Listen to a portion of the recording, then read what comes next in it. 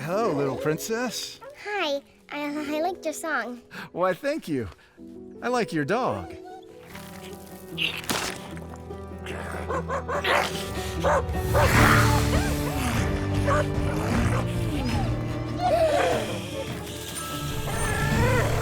him down, you slithery bully! Come closer, little hobbler, and I'll give your bones a crunch. Hey! Whoa, okay. Take it easy.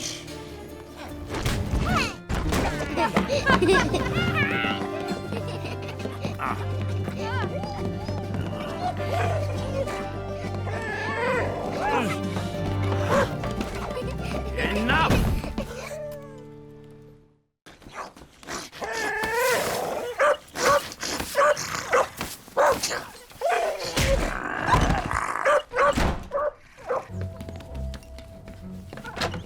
Oh, Nugget. Fangs did this. Fangs? Where are the children? This is what treetops look like.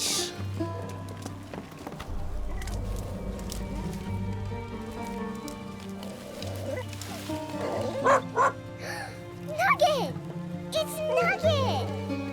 Nugget! Grandpa, up here! Huh? Oh!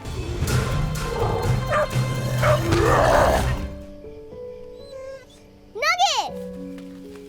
Oh no. Oh, Nugget, please be all right.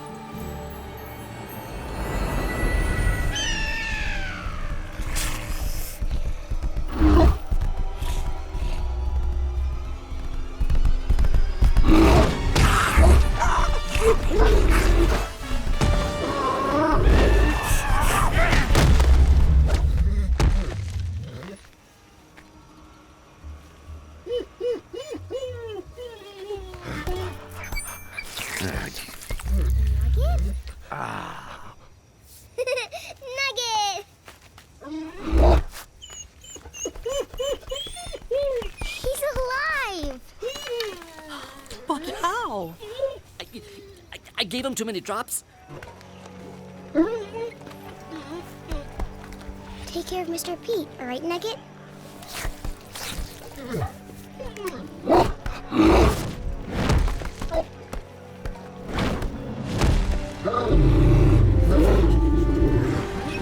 Steady, boy, steady.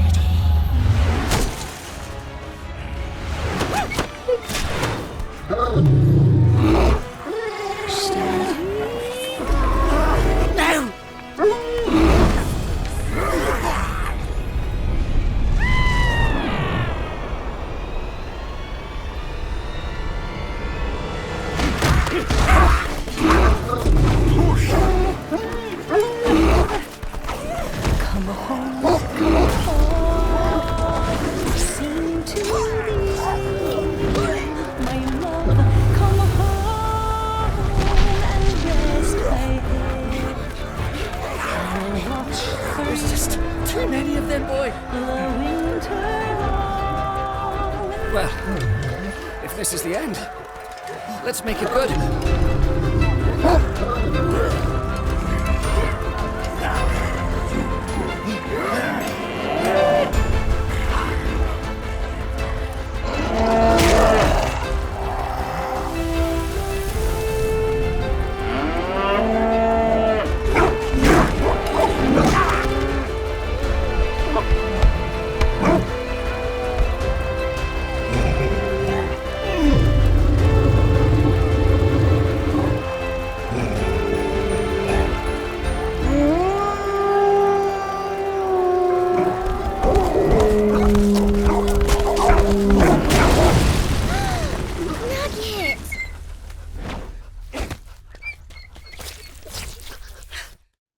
Hey everybody, I'm Chris Wall. I'm the executive producer of the Wingfeather Saga animated series.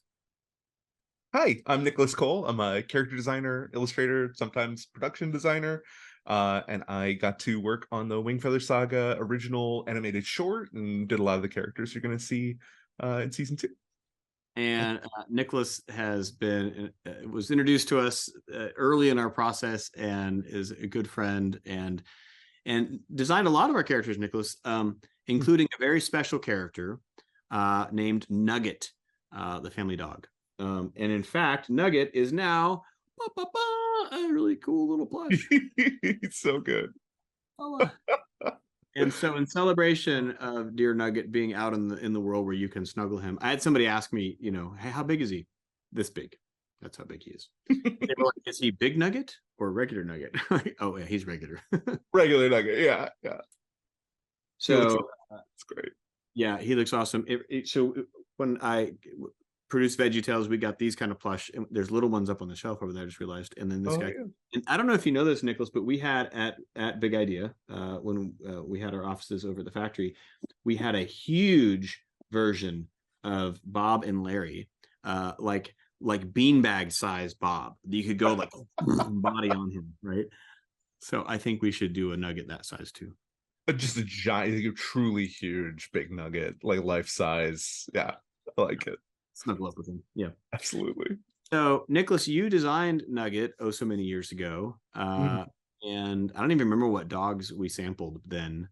Thinking about his shape and size, colors, but yeah. Well, I just read the books, and I was trying to figure out what he might look like in general. And there's there's a couple of like relatively standard stock dog looks and types for this kind of character design, and I think I started sketching a few of those, and I actually distinctly remember, and I don't know where the photo got off to, because at one point I took a photo. I was at a coffee shop back where I used to live in Providence, Rhode Island, and I like turned the corner and there was this little mutt puppy on the leash waiting for its owner outside, and I was like, that's the cutest dog I've ever seen. And I took a quick photo and I was like, that's Nugget. Like I don't know, like I don't know what it is. I think it like had a little bit of Bernese mountain dog puppy, especially in its coloration.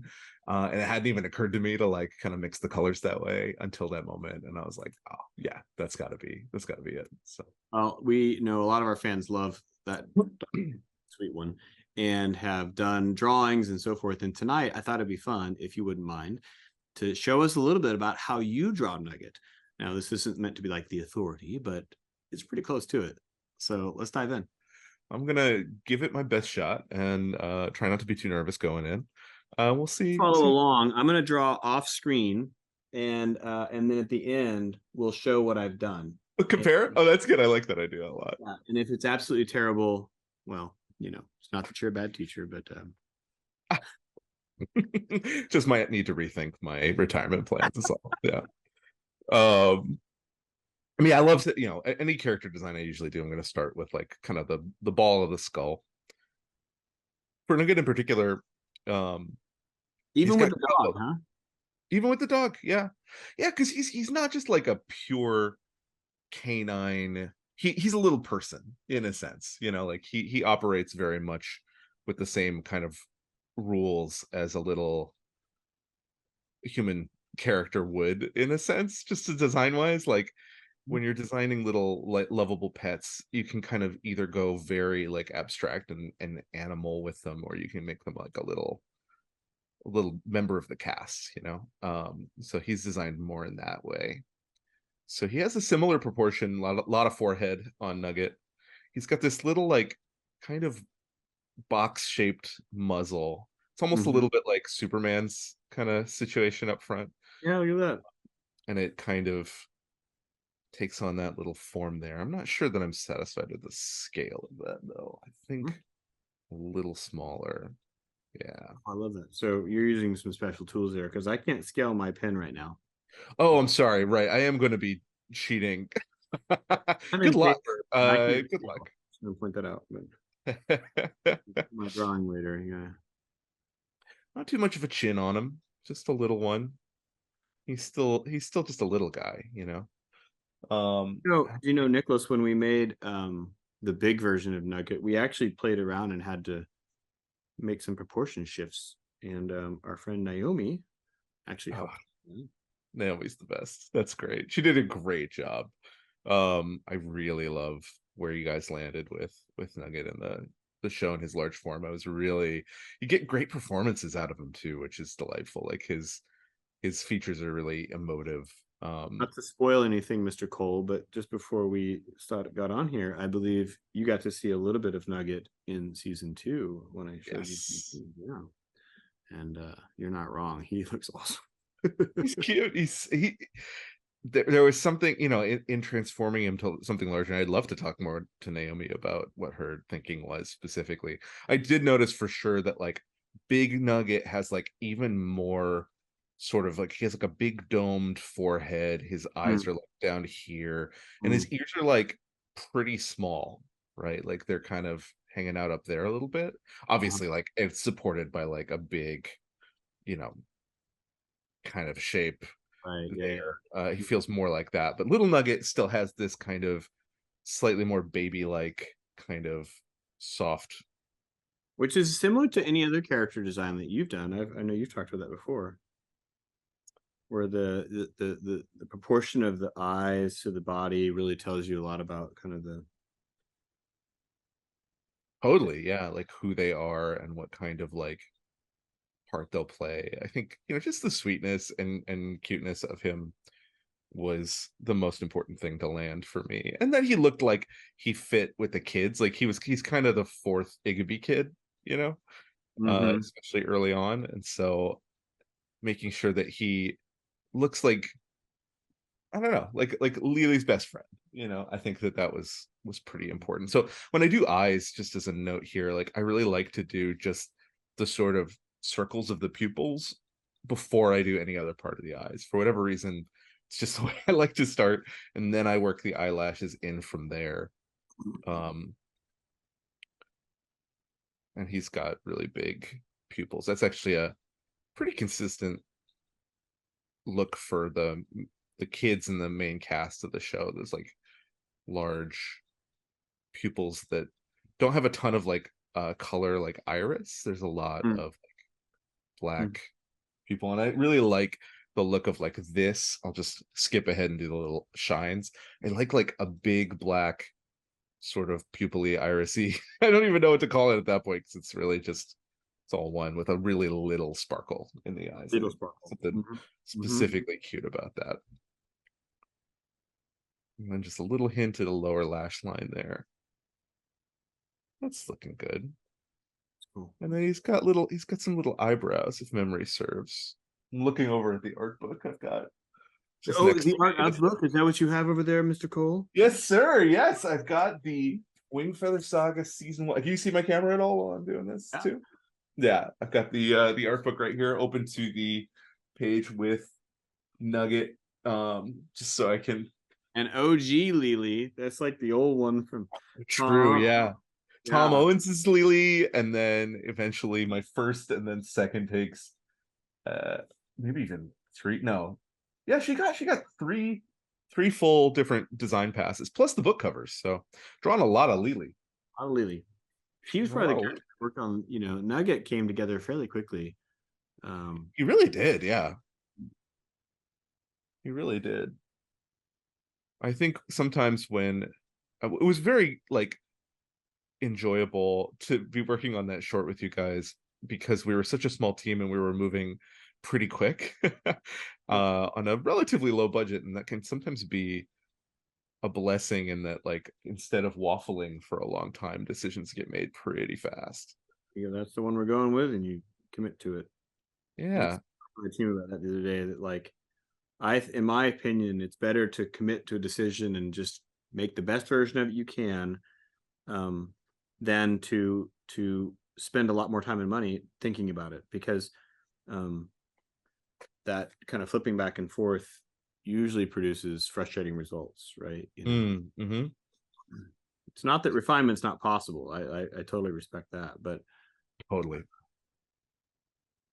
No, you start to second guess what might be a really strong decision, and sometimes the first gut idea is actually a really good first gut idea, and doing a whole bunch more ideation and drawings isn't necessarily going to change that. So it's good when you all are like agreed that we're moving quick, we got to make a decision. If we need to go iterate, we'll iterate, but if it looks like that's Nugget, then that's Nugget, you know. By the way, that was great for me because I had that particular like moment of like, I love this puppy that I saw so much, I hope it makes it, and everyone was like, yep, and I was like, oh heck yeah, this is great. So I have to tell you, thinking back on that little clip of season 2 that I just was enjoying with you, I was reminded, do you remember Tom was really passionate about wanting to get the characters the ability to have their mouths open really wide? Dimly. Yeah, I don't remember. Sometimes you get kind of fixed performances of like, this is what my rig can do. I can only open this far. And he's like, but I want to have the ability to go a bit cartoon where you can go, you know, kind of. In the scene that we just looked at, in which Tink has a startling encounter, he gets to do this big, you know, and I was thinking back to that because it was one of the early challenge. That your ears are so beautiful, they're so adorable. They really, I mean, look how much that adds. I'm just gonna like turn sort of a separate layer, but it really just suddenly it's Nugget, you know, like it really, his little ears like that. And that was part of the photo. I should probably find it so you could show it later or whatever, like the photo I took of this puppy. It's like a perfect sun-drenched little like puppy standing with his ears alert, like, you taking my picture? And it was like, and I'm not really usually, this is confession time, I'm not like a big pet person. I know that's, it's like, I don't know, immediately makes me an untrustworthy fellow. If the curly mustache didn't already do that for you. But I sometimes though I see a little guy out there and I'm like, oh my gosh. And I had to tell you, that was one of the things on this plush, that this fella, that was so fun, was really pushing them to like give some character to these little ears, right? Like let's have him because I think one of the first versions we had, they were just both just boink, upright, and it was like, okay, that's interesting, but I'm not sure that's altogether him. Let's play with these, and they did such a nice job of finding it, you know. It's interesting. Have you ever done? Do they articulate? Do they stay if you mold them? A little. Like this one's been around the office a little bit because this is one of them. He's been low. He'll stand up on his own. He's got enough foam in his legs to stand up. Have you ever made plush of one of your characters?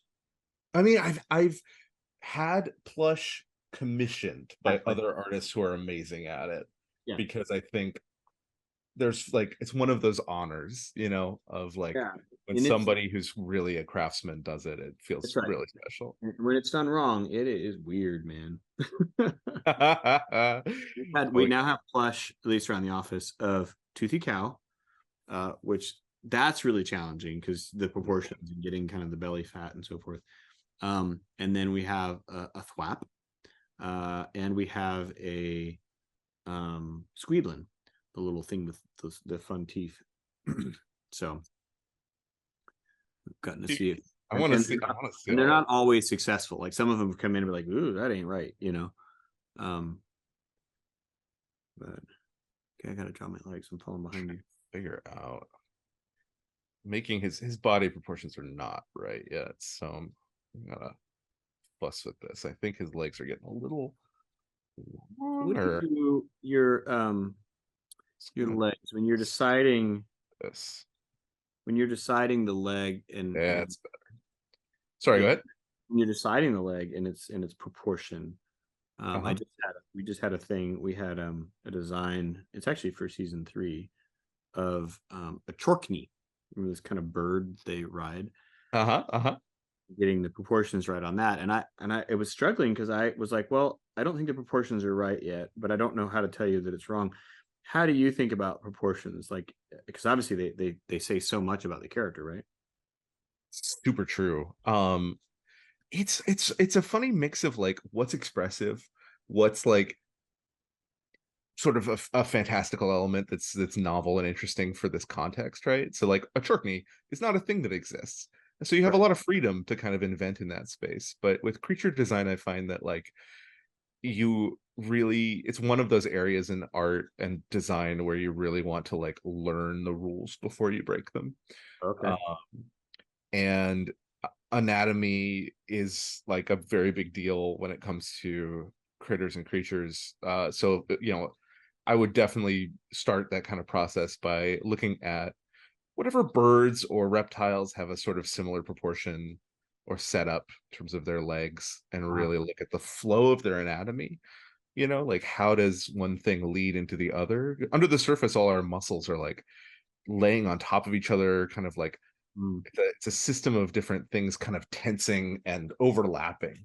It's not necessarily that like one piece is wholly set. Like in this, I don't even know off the top of my head, but like in here, there are a number of bones, and joints, right, that are hidden underneath sort of a shape that smooths over all of that, because the muscles that connect those things all link. Anyways, I'm getting really technical, but like ultimately for proportion, like the flow of the anatomy and basing it on something sort of based in real life is the way I think I would start, and making sure that when it's wrong, I think you just know, right? Like you can just, there's something that your eye goes, something ain't right there, Well, we talked about this actually. Do you remember the chimney conversation we had early on?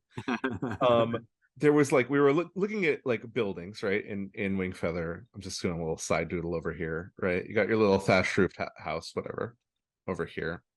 We were talking about wanting it to have kind of a whimsical, wonky quality in the art, in the build of like Glipwood. And there are sort of styles that will build a chimney like all the way out here, and you just know, like, if gravity were working on this thing, it would completely crumble to the ground.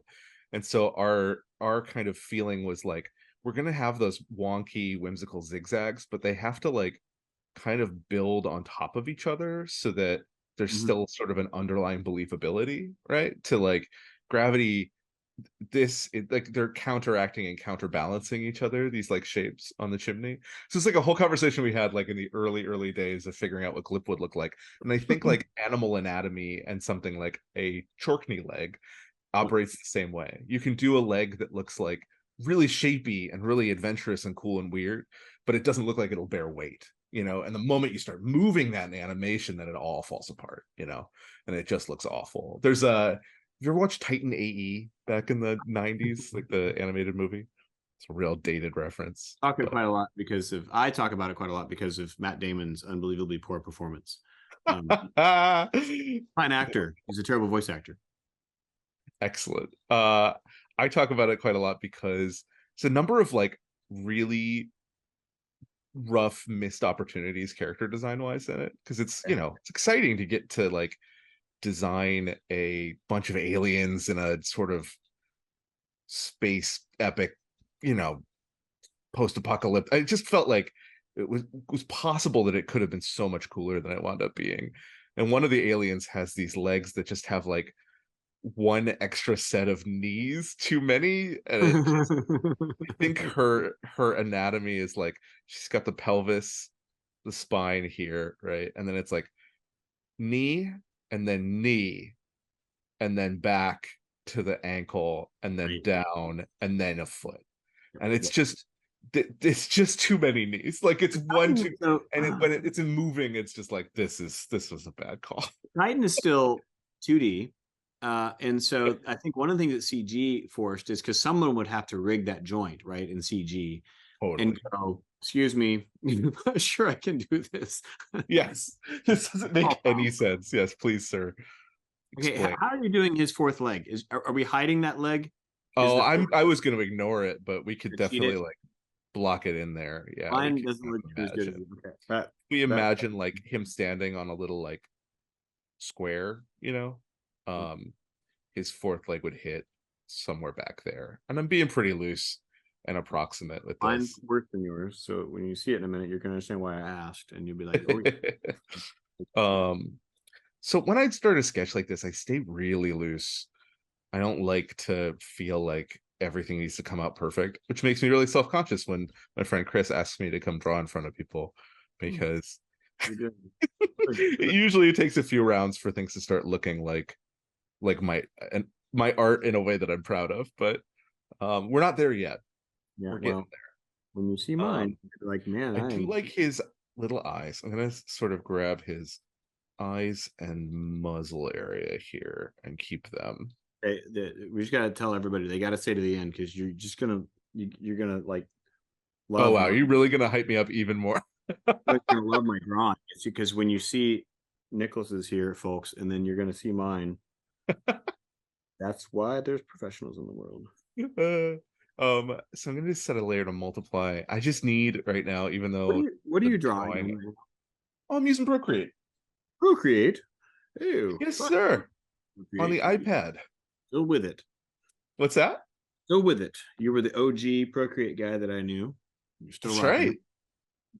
Yeah, absolutely. Actually, like Wingfeather was one of the earliest projects I really like start to finish created in art for in Procreate. It's gonna block in his little like color patches and try and get those. Struggling to get. He doesn't look like himself without them. Yeah, struggling. Procreate is amazing. I love it a lot. The development team are lovely people. And right around the time I was starting work on the Wingfeather Saga, I was also beginning to date long distance the woman who has since become my wife, Erica.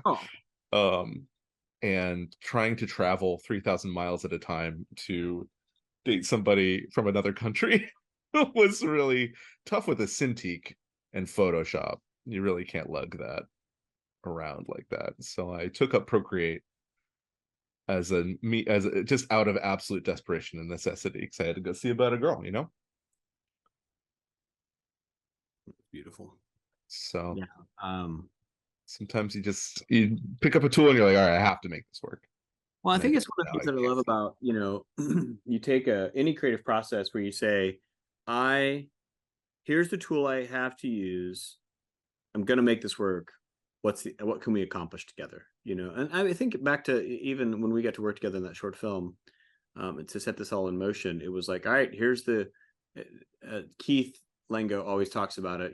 Our CG and animation supervisor always talks about like in Apollo 13, and they throw all the parts on the table. I figure out how to use these parts to make some oxygen thing for the guys to be rescued. And it's like, this is your kit. What can you do? And so I need to do with an iPad, the tool shows up, right? And you work that tool until it has its quibbles and doesn't do this right or that right. And you have to figure it out. But your determination, I think that's the wonderful thing about art, right? Even in technology, is that we, in spite of the technology sometimes, right? We just keep pushing until achieved, right? Totally. Yeah.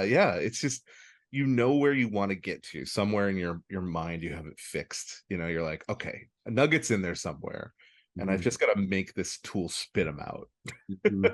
Yeah, that's cool. Man. Cough him up. Where's Nugget? Share him. Don't hide him anymore. See how much that color blocking like suddenly again like just makes it Nugget all the more. I was doing mine in pen, and so the color blocking phase will not be in my drawing. That is completely reasonable. I'm sorry for putting you in these corners, man. I'm sorry. I'll not be able to participate in that section. All right, I'm going to mute some of that down so I can tighten up a little bit of the lines because I'm fussy and I like talking to you, so I'm not in a hurry to stop. It's lovely. So I'm just going to start fussing with bits. So you, on Wingfeather, we were designing human kids without any weird, parts and pieces. You also got to be a part of designing some of our fangs. How different is it in your approach when thinking about that? Like thinking about, Slarb, obviously, and pulling him together. When you talked about know the rules before you break the rules. So how do you get into that? Because here Nugget, we kind of pull from real life and make him as adorable as possible. Yeah, Slarb is, in particular, like there's fangs and then there's Slarb, right? And the fangs are, thuggish, brutal, especially in Glipwood, bit stupid, not the brightest bulbs on the Christmas tree. But Slarb has like a meanness, right? He's cruel, and there's something about that. He's a little unhinged, he's a little unpredictable. All of those like traits I really wanted to try and get into the design. So just like with Nugget, like, okay, well, he's got to be a puppy. So people who love puppies have got to love Nugget. That's important. If I fail that standard, I've failed to design Nugget well. He's got to feel like he fits with Lily. Artistically, like the proportions have to feel like he fits with the kids we've already designed. But designing someone like Slarb is very much the same, except instead of cute, it's cruel. And instead of fitting with the children, it needs to feel kind of alien and threatening, kind of a presence that you feel like could kind of go any way at any moment. That's kind of a big part of Slarb.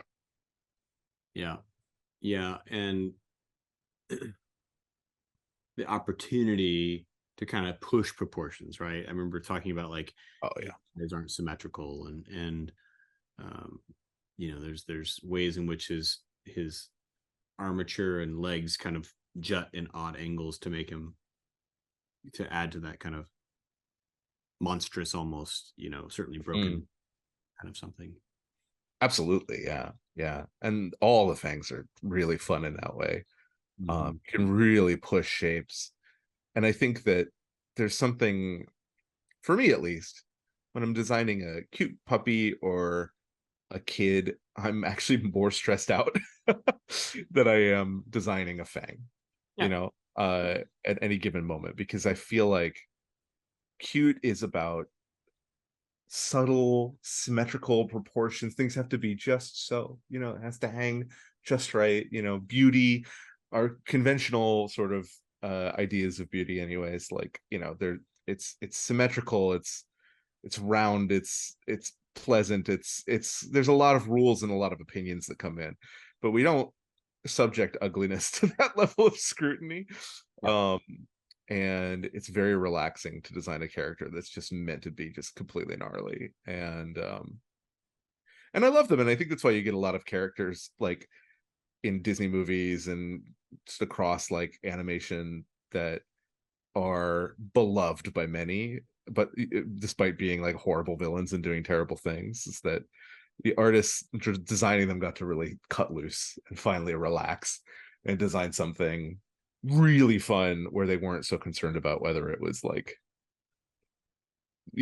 super symmetrical, adorable, and appealing, or if it's toyetic, whatever they call. Ooh, toyetic. Oof, the worst. That's right.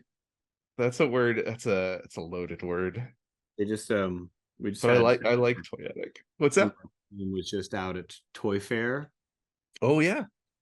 And that's a term that is bandied about often in those circles. It's not necessarily a bad word, but it can be tough when it can get icky. Like I remember the first time I was approached on a series, it was like, okay, so how many vehicles can we plant in this episode and be able to sell at Target later? You're like, yep, absolutely. I now feel like I'm such a story guy that it just felt false, and I'm always super impressed when people find a way to get it into a story where it naturally kind of emerges. One of my favorite Pixar, Cars, kind of organically generates a lot of toy playability, right? Because it's organic to that story. But when it's forced, it doesn't. It's just, you feel that product placement, like, oh, because you want me to go buy the toy. Totally. Yeah, it feels false. It's like you're telling a story. You're not selling a product necessarily. And when you feel that product mentality creep in, it's not as great. But there is like a good toy is wonderful. I don't think there's anything wrong with a great toy. It's just that a great toy and a great story aren't always the same thing. One of my favorite toys, Nicholas, I'll grab it right here. Because I just thought there's no way this actually works. I have a whole row of them. So, but where the little snails. Is that from like Turbo. Turbo? What is Turbo. that? Oh yeah. And they're actually very cool because they're weighted. I don't know if you can see this. So there's this weighted wheel here, and so they have a little propulsion. You can kind of wheel them along, and then they actually. So it was actually a really cool toy. That's great. It's just the most ludicrous idea. But it can be so fun, and I think there is something fascinating about designing like a little object that on its own just emanates this like, oh, I gotta have it kind of quality, you know? Yeah, exactly. Yep, I agree. So there's nothing, nothing explicitly wrong with that, but my shelf is lined with these things. So, yeah. I think I might call this Nugget for now. This Nugget now. Have we arrived? Hello, Nugget. It's good to see so. you. Oh, he looks adorable, Nicholas. Thank you. I'm quite pleased with him. Okay, are we ready for the buildup of my reveal? Yeah, I want to see. Okay, now I was working in pen. I was working in a fine tip pen, so there we are. And you know what they say about great craftsmen is that they are completely defined by the limits of their tools. Yes. Good. Right. Here it comes. I'm going to unveil it. Hey! I have to tell you, Mr. Kole. So that's why I had to have that fourth leg. You see. Yeah. That's probably the best dog I've ever drawn. I am so bad at. I like it. I think you did a good job. I'm actually very well done. Because I kind of followed you through the blocking, and just kind of your basic shapes really helped me to kind of go, okay, this one, and this actually I'm very proud of. Now it's not. There's a reason you're a professional, and I. But that's lovely. Great job. That was so fun. I love that we both made art tonight. That I call that a win. That's right. It's a great win.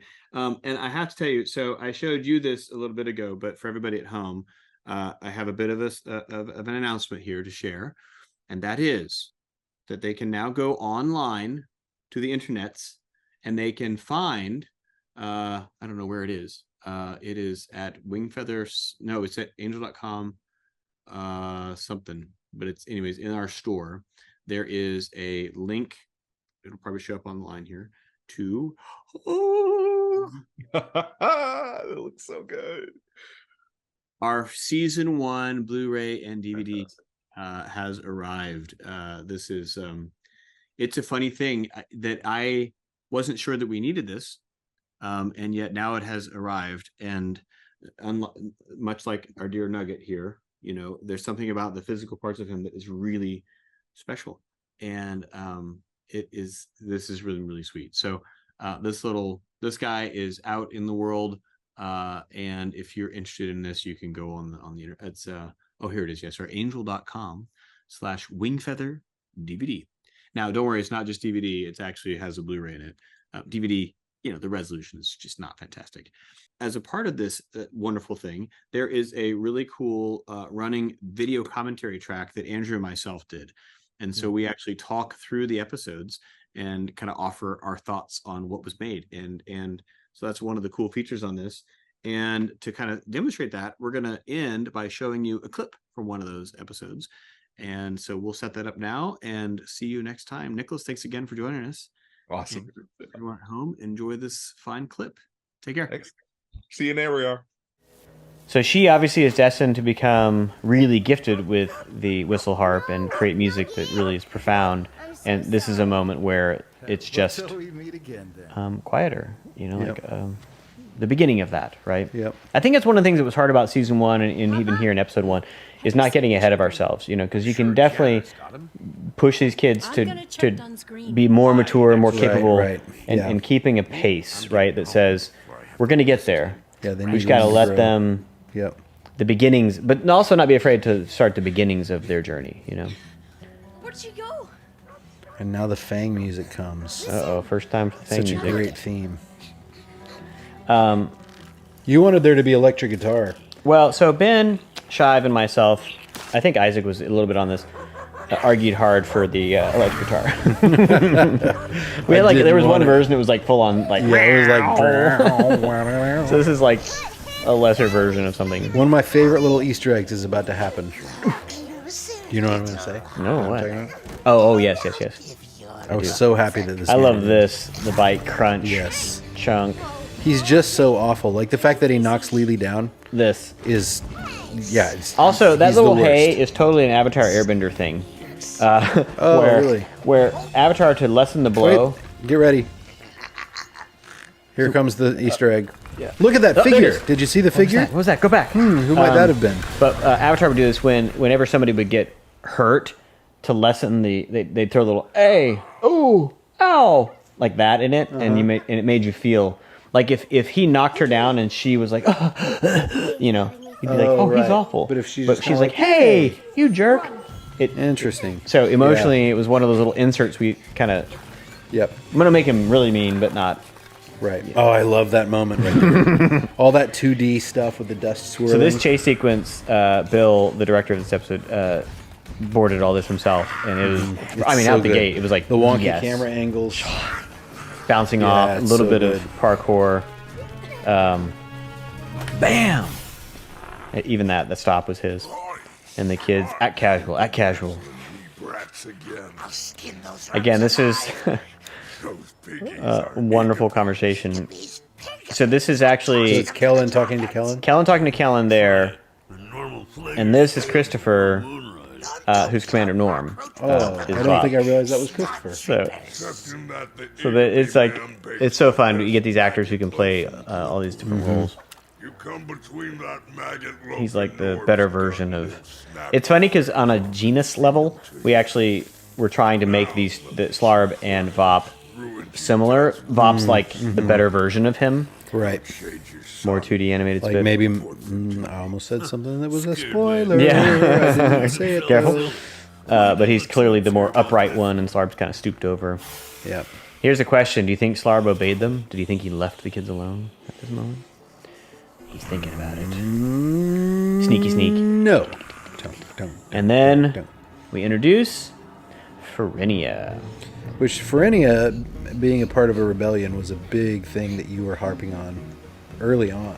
You really wanted there to be an inside man. It was just kind of like let's root into what we're going to hear about quite a lot in book 2. Let's just get that in the DNA, which we're going to see later in a couple episodes too.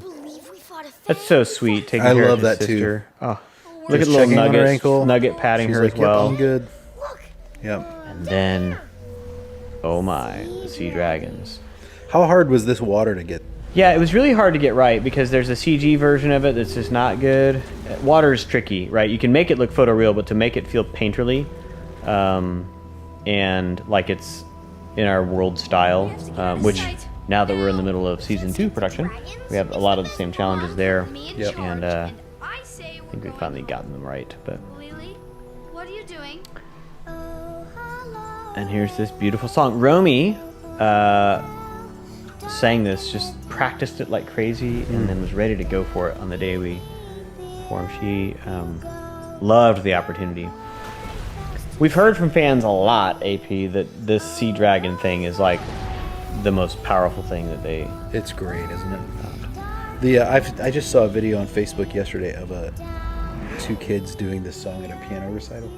Wow. Yeah, so they had learned it by ear and that's awesome. singing it. So the song connected with a lot of people. That little flash I love this there moment. is an early tease of kind of the magic that we're going to see throughout the series when Lily sings these songs. And the fireflies swirling about. Great. And one of my favorite moments in the show is the look on Janner's face coming up with the wind whipping his hair. Not this one, but the next one. Right there. The way his eyes are bouncing around a little bit. Like, There's just, it's like that's the peak animation style that I love right there. Yeah. Realizing they're very much attracting attention from this crowd of wonder people. on his face. Nia shut down corner. He is not happy. Down he goes. Mama, I could feel what the dragons were singing about. I think the big one is very sad. I love that that line is in there too. I saw. Enough. Such It's time to foreshadowing. go.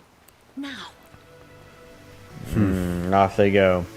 There's a lot packed into one episode. It's a lot in this one.